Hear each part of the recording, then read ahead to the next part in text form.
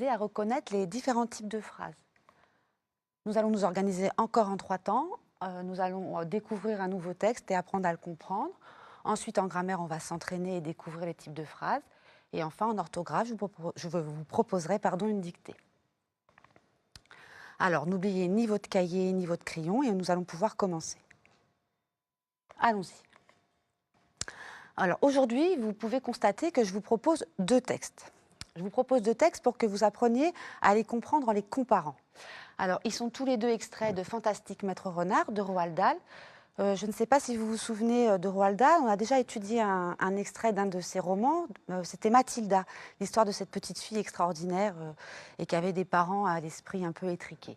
Alors là, l'héroïne ne sera pas du tout Mathilda. On va apprendre à découvrir et à caractériser le personnage de cette histoire.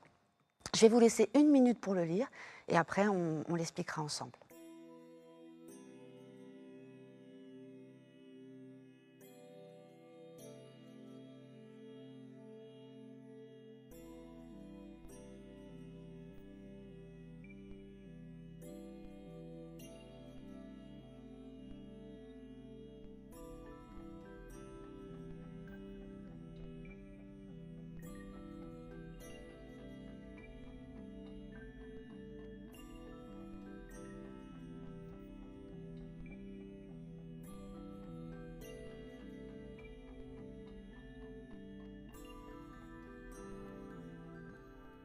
Je vais donc vous proposer la lecture de ce texte et puis après nous l'expliquerons ensemble.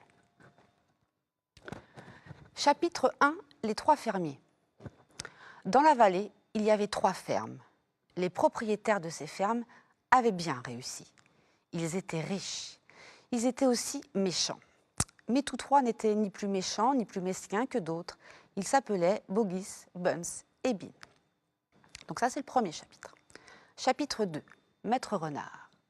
Au-dessus de la vallée, sur une colline, il y avait un bois. Dans le bois, il y avait un gros arbre.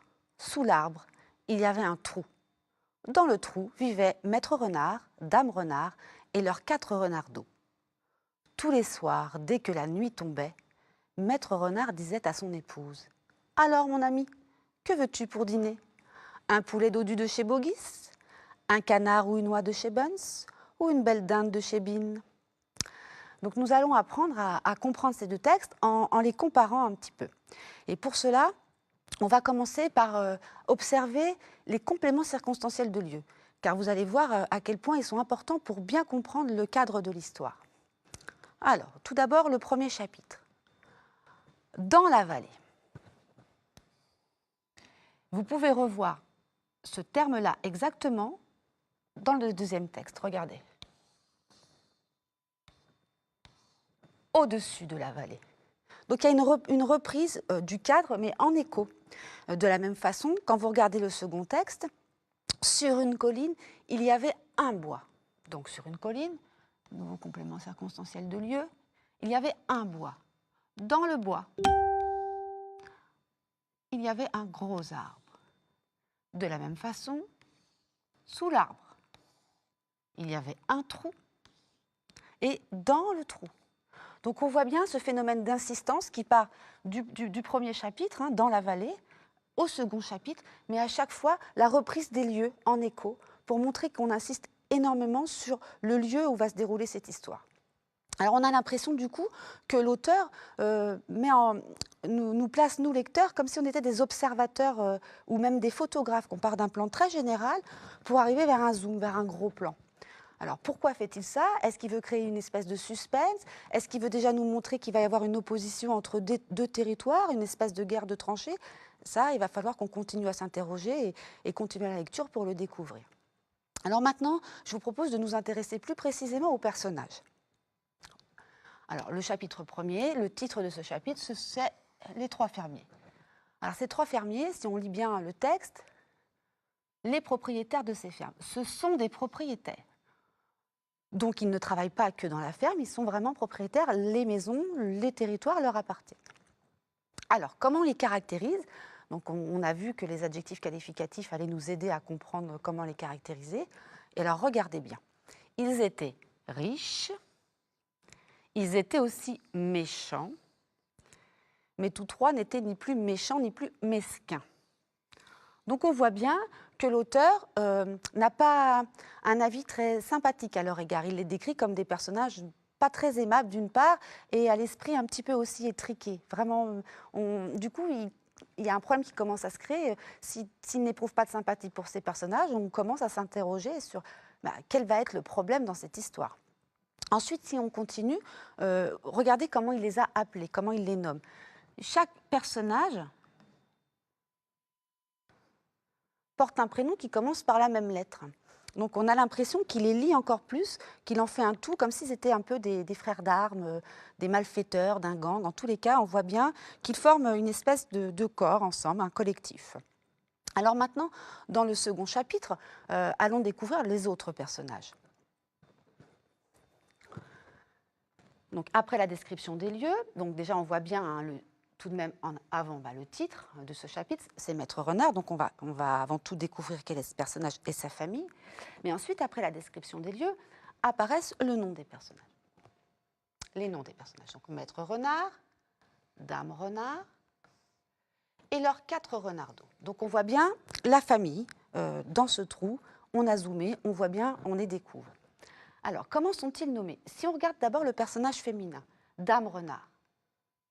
Alors, c'est un terme un petit peu désuet qui était beaucoup utilisé au Moyen-Âge notamment. Vous savez, il qualifie une femme de la haute société, de la noblesse, et puis ça a un caractère un peu élégant, précieux. C'est confirmé d'ailleurs, si vous regardez, Maître Renard disait à son épouse, c'est confirmé. Il ne dit pas à sa femme, mais à son épouse. Et de la même manière, quand il s'adresse à elle, il lui dit « mon ami ». Donc on voit bien que Maître Renard, et y compris l'auteur, considère ce personnage féminin d'une certaine façon, on a des égards pour elle. Alors ensuite, Maître Renard. Est-ce que le mot maître ne vous fait pas penser à quelque chose, à un texte que je vous ai proposé il y a quelque temps? Oui, vous vous rappelez Le Corbeau et le Renard, la fable de La Fontaine. Donc, le personnage du renard était déjà appelé Maître Renard. Donc, de la même façon, le mot maître lui confère un certain statut, on le considère également comme quelqu'un d'un peu particulier, mais par ailleurs, dans la fable, quelle personnalité il avait dans la fable? Il était déjà considéré comme un personnage malin qui se moquait notamment de Maître Corbeau. Donc peut-être que vous avez déjà lu des livres dans lesquels il y avait des personnages de renards qui étaient déjà considérés comme des personnages très malins. En tous les cas, il faut que vous sachiez que dans notre littérature, le renard a toujours été considéré comme le personnage rusé, roué, capable d'user de stratagèmes. Donc c'est quand même une ruse un peu moqueuse, pas une ruse forcément très positive. Notamment dans un livre que l'on appelle Le roman de renard, qui est un livre qui a été écrit au Moyen-Âge.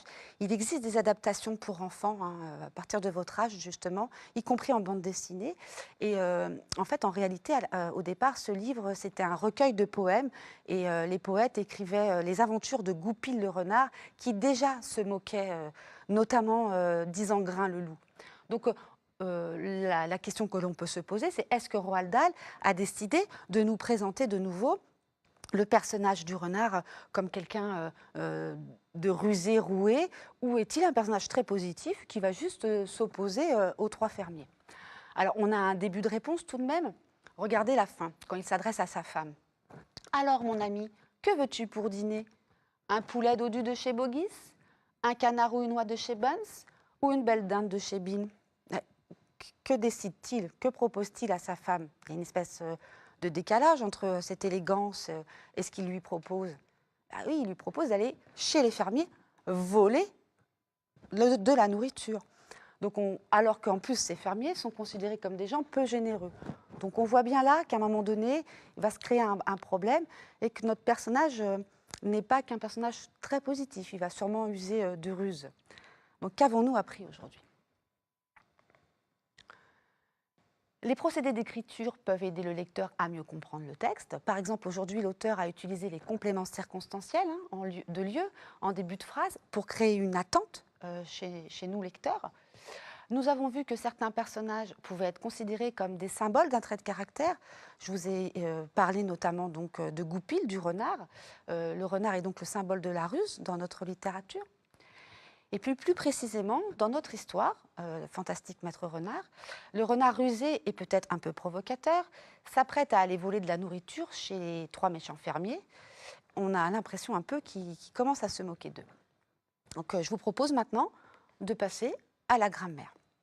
Donc aujourd'hui, on va aborder une nouvelle notion, les types de phrases. Donc peut-être que vous avez déjà travaillé cette notion en CE1 ou même cette année en CE2. Donc nous allons apprendre à la caractériser, à bien la préciser. Donc, comme vous pouvez le constater, je vous propose un tableau dans lequel il va falloir ranger ces phrases. Donc dans la première colonne, il va falloir caractériser les phrases. Il va falloir ranger les phrases qui donnent des informations, qui nous informent. Dans la seconde colonne, il va falloir ranger les phrases qui posent naturellement des questions. Et enfin, dans la troisième colonne, il va falloir ranger les phrases qui, elles, donnent soit un conseil, soit un ordre. Donc, nous allons faire cet exercice ensemble. Commençons par la première phrase. 3 fermiers vivaient dans la vallée. Alors, d'après vous, où allons-nous ranger cette phrase? Eh bien oui, c'est une phrase qui nous donne une information, qui donne une information au lecteur, qui présente le contexte. Ensuite, comment se nourrissent-ils? Que peut-on voir à la fin de la phrase? Oui, on voit un point d'interrogation. Donc, naturellement, on se dit que c'est une phrase qui pose une question. Ensuite, ne vole pas de poule. Donc là, on peut considérer que c'est un ordre, ou alors ne vole pas de poule, peut-être un conseil. En tous les cas, on va la ranger dans cette colonne-là. Alors on voit qu'elle se termine par un point d'exclamation, mais il ne faut pas considérer que systématiquement ces phrases se terminent par un point d'exclamation. La famille Renard habite dans un terrier. Alors d'après vous? Ben oui, c'est une phrase aussi qui donne une information. Ensuite, sauvez-vous vite. Eh oui. Et vous voyez d'ailleurs dans ces 2 phrases que le verbe apparaît immédiatement, que c'est l'action centrale. C'est très important dans ces phrases qui donnent des conseils ou des ordres. Et enfin, la dernière phrase pose une question. On voit la formule « est-ce que ?» et par ailleurs, elle se termine par un point d'interrogation. Alors, est-ce que vous savez comment se nomment ces types de phrases? Eh bien oui, les phrases qui donnent des informations sont appelées des phrases déclaratives. Les phrases qui posent des questions, des phrases interrogatives. Et enfin, les phrases qui donnent des conseils ou des ordres, des phrases impératives. Je vous propose de continuer le travail. Alors cette fois-ci, vous allez devoir transformer des phrases qui sont des phrases déclaratives. Vous allez devoir les transformer en phrases interrogatives. Alors je vous propose de faire le premier exemple ensemble. Elles vivent à Londres. Alors, vous avez vu, j'ai mis la formule « est-ce que ?» Donc, comment nous pourrions transformer directement cette phrase en phrase interrogative?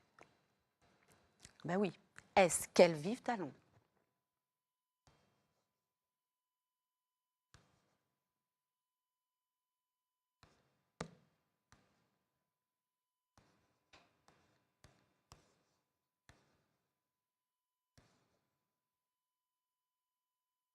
Alors, vous avez vu que je ne change aucune information. Je laisse la phrase telle qu'elle.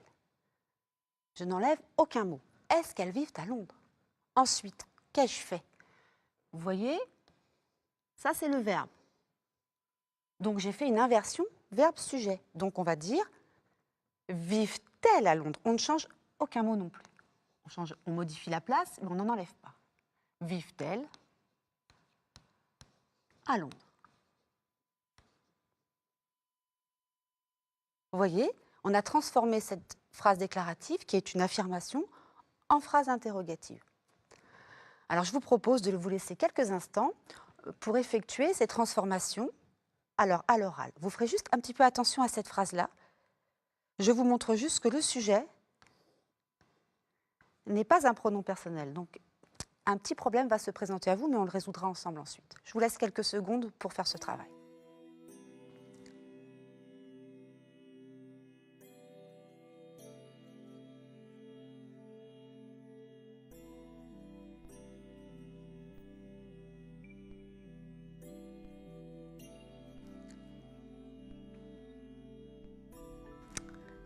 Allons-y.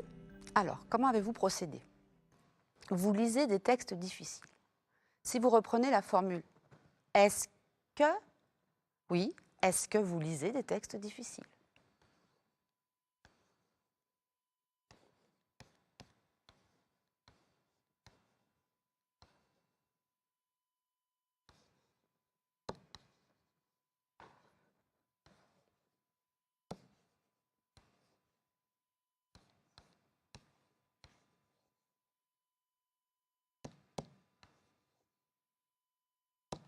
Ensuite, en haut, nous avions inversé le sujet et le verbe.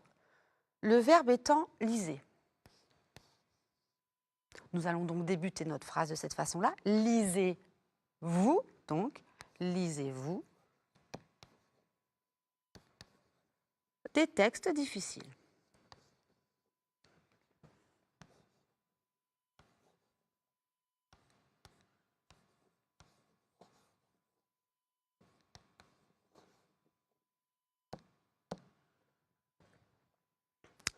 Alors maintenant, on va regarder la troisième phrase.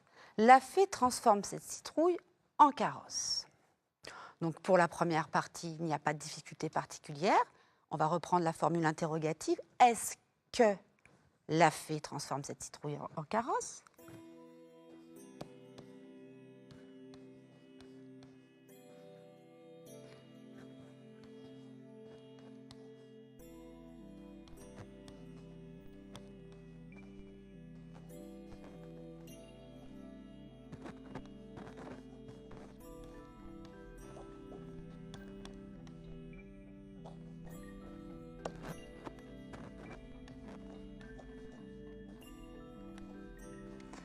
Mais pour la seconde phrase, que va-t-il se passer? Dans la mesure où la fée n'est pas un sujet qui est un pronom personnel. On va donc garder ce sujet à la première position. Donc, la fée transforme-t-elle cette citrouille en carrosse? Donc, on a bien une reprise du pronom. Je vais l'écrire et on va l'analyser ensemble.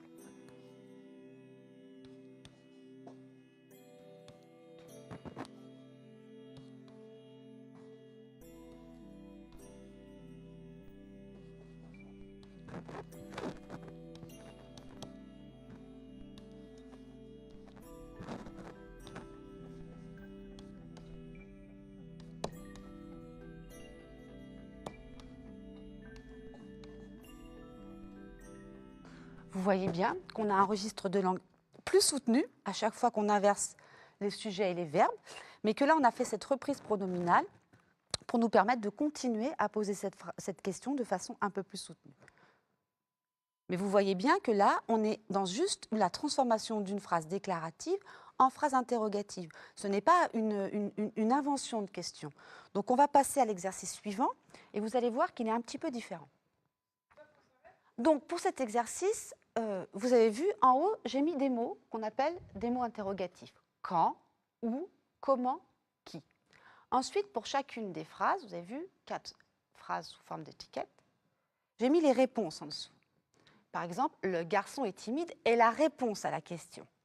Donc, il va falloir poser une question, donc trouver le mot interrogatif qui va nous permettre de répondre par cette phrase-là.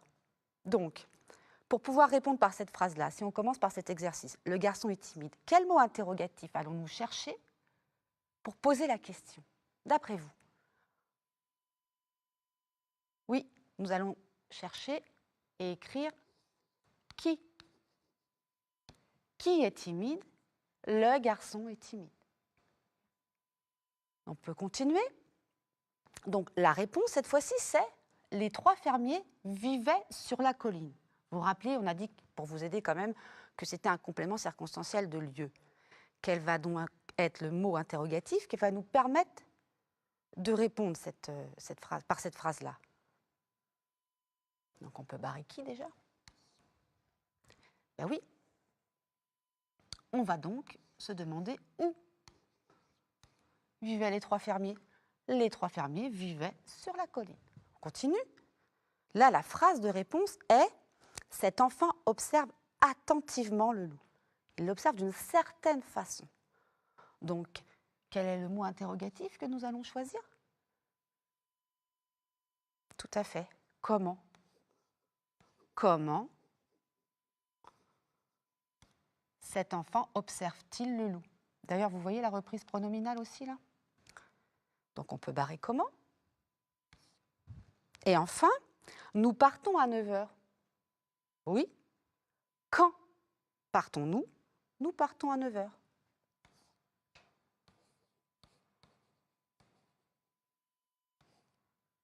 Voilà pour les exercices sur les phrases interrogatives. Qu'avons-nous appris aujourd'hui? Il existe plusieurs types de phrases. Les phrases déclaratives qui donnent des informations. Elles se terminent le plus souvent par un point. Exemple, nous allons accueillir un nouveau camarade. Les phrases interrogatives qui posent des questions et se terminent par un point d'interrogation. Exemple, peux-tu aller chercher ta sœur à la gare?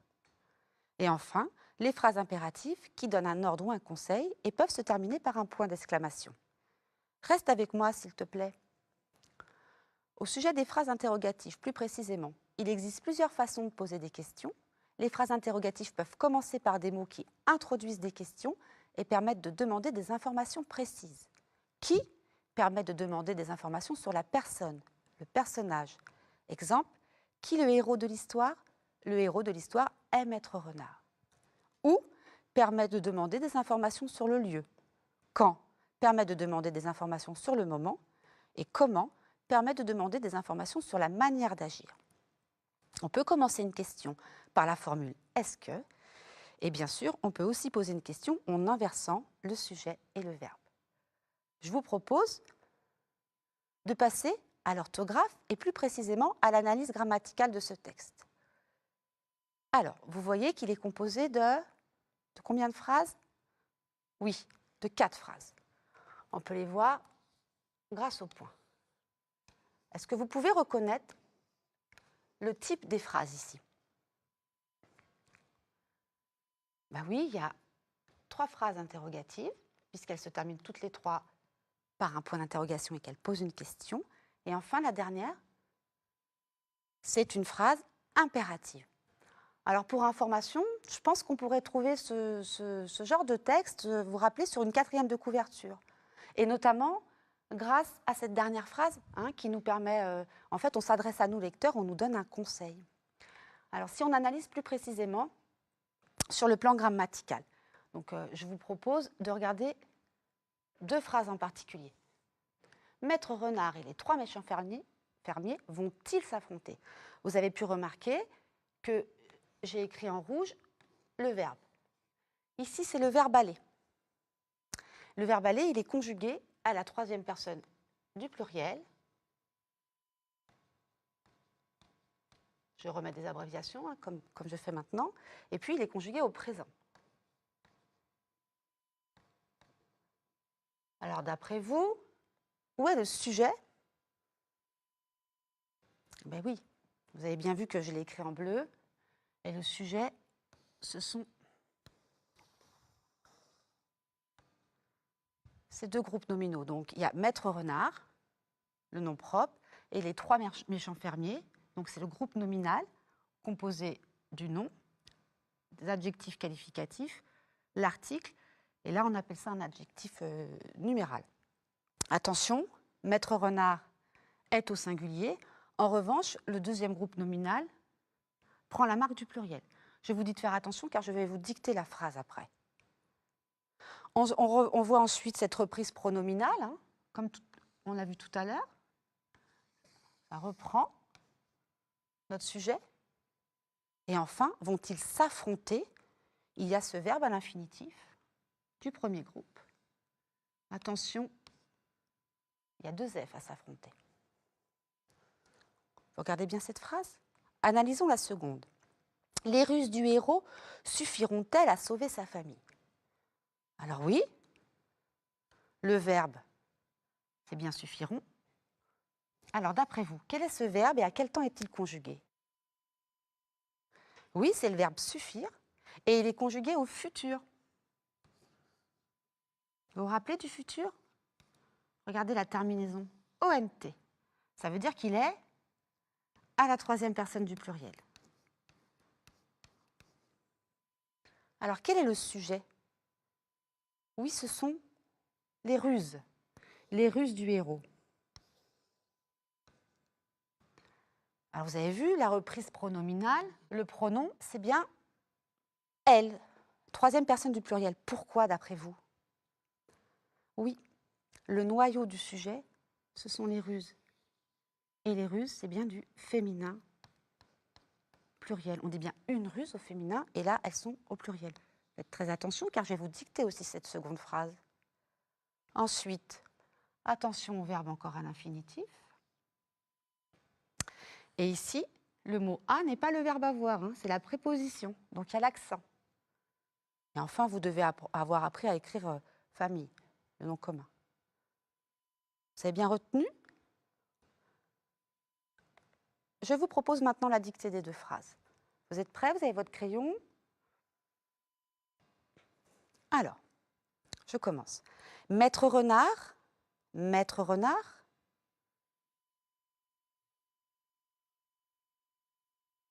Et les trois méchants fermiers, maître renard et les trois méchants fermiers.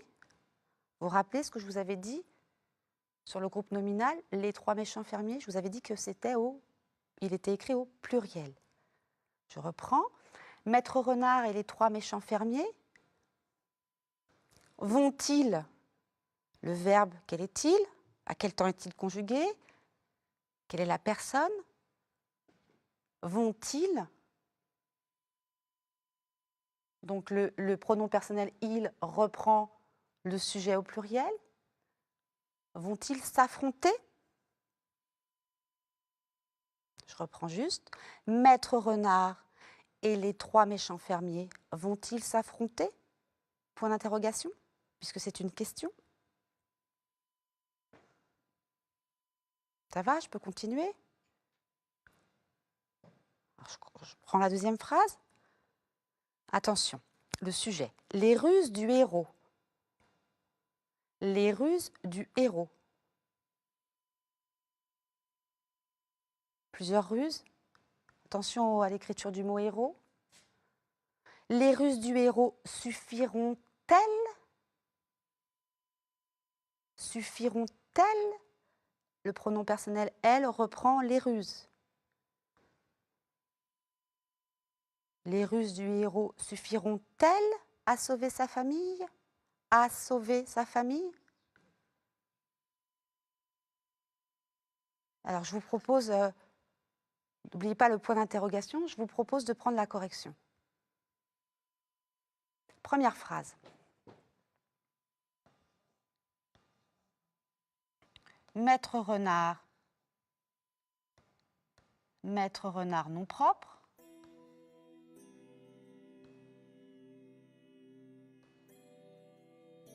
Et les trois méchants fermiers.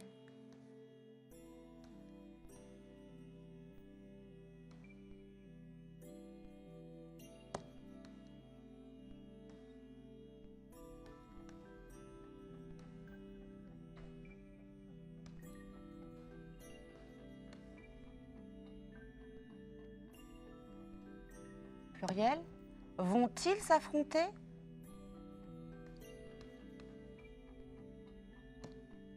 Vont-ils s'affronter?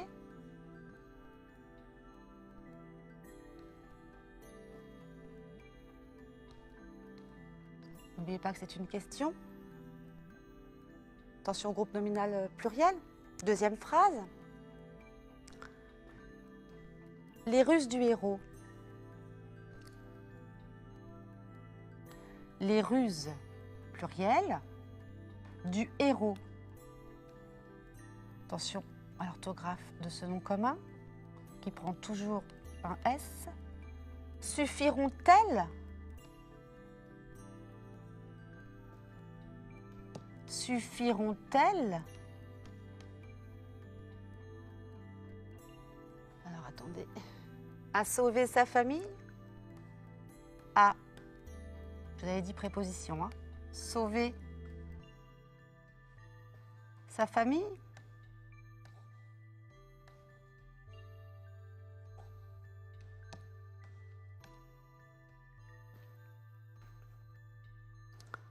Je vous laisse regarder la correction. Pour finir, je vous encourage à lire ou à relire le roman de Roald Dahl, Fantastique Maître Renard.